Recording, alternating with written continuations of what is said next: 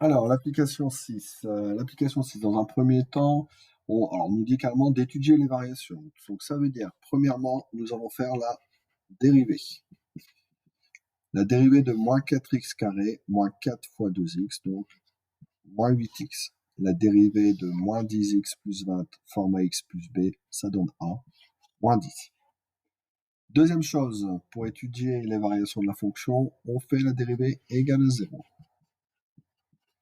Donc, moins 8x égale 10, x égale 10 divisé par moins 8. Donc, x égale moins 5 quarts. Si vous voulez, ça fait encore moins 1,25. Ensuite, nous pouvons donc faire dans un premier temps, notre tableau de signes de la dérivée.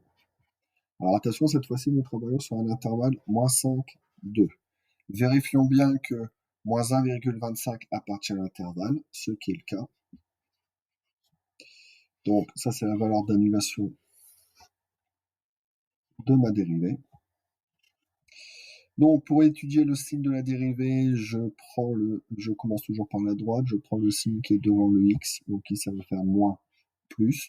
Puisque la dérivée est d'abord positive, la fonction va d'abord être croissante. Ensuite, la dérivée est négative, donc la fonction va être décroissante.